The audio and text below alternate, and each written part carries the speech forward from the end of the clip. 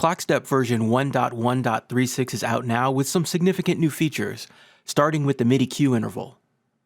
Queuing MIDI commands in CLOCKstep has been enhanced so that messages can now be sent on quarter or eighth note intervals.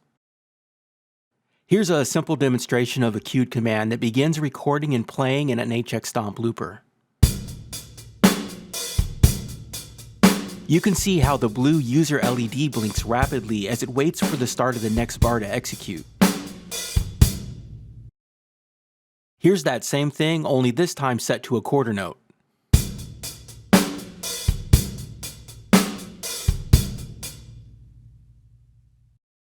MIDI Cue Interval is a new parameter found within the preset.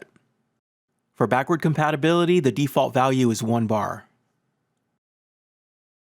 For greater flexibility, the MIDI Cue Interval can also be changed by sending a message into CLOCKstep on controller number 37.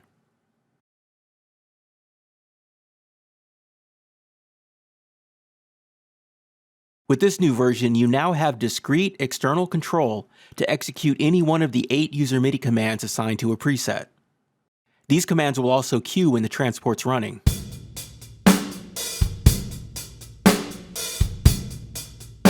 When a command like this is pending, the red bar LED will blink rapidly.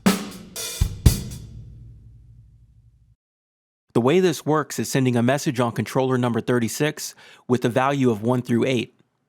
That value is which one of the 8 MIDI commands in the preset you wish to execute. Assigned commands can still work along with any other action that you set. So you could have a command that sends along with transport start, for instance, and still execute it using control number 36 whenever you want. And if you want the command to react only to controller number 36, you can set it just for that as well.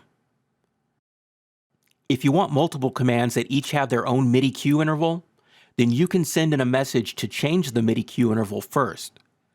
Changing the MIDI cue interval won't interfere with a command that's already in the process of running. Each command keeps its own cue count once it's begun. Here's a command that waits 4 bars before executing a preset change, alongside 2 other commands that go on a quarter note.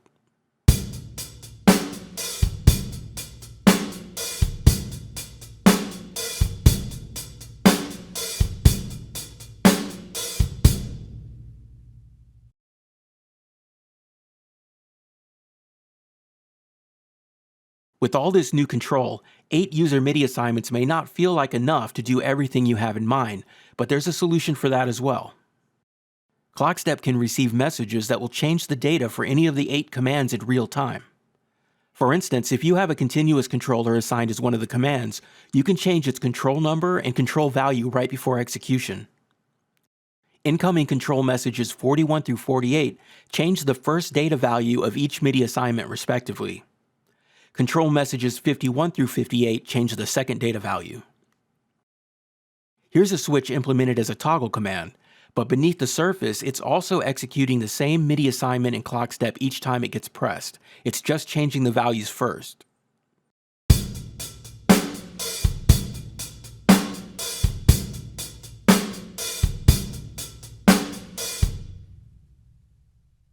You can also change a MIDI command's action type externally as well. That's done using controller messages 61 through 68. The last feature is a new action parameter that can repeatedly send a command over and over again after a given number of bars have elapsed. You don't have to press anything. The number of bars is set with the new MIDI auto bars parameter and can be anywhere between 0 and 127 bars. There are many ways for how this could be useful, but there's one main reason why it was included: in order to automatically resync devices that can't follow MIDI clock. To explain, it's common practice to use a resync feature for gear that drifts in time, even if you use CLOCKstep's cue features in an attempt to quantize the beginning and end points of a loop. Drift is inevitable if that gear doesn't share a clock with anything else.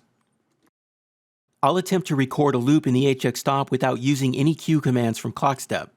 My lack of computer-based precision when pressing the switches will mean that the drift should be noticeable very quick.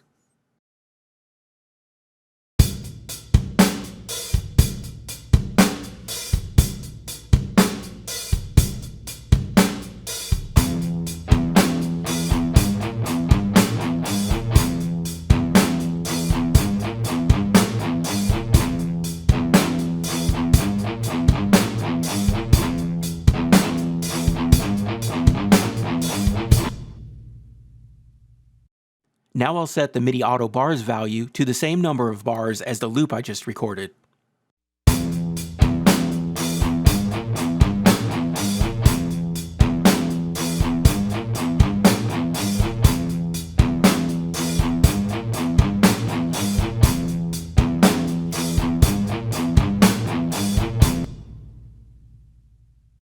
The MIDI auto bars value is also settable using controller number 38. And to close out, here's a longer demo that puts many of the new features together at once.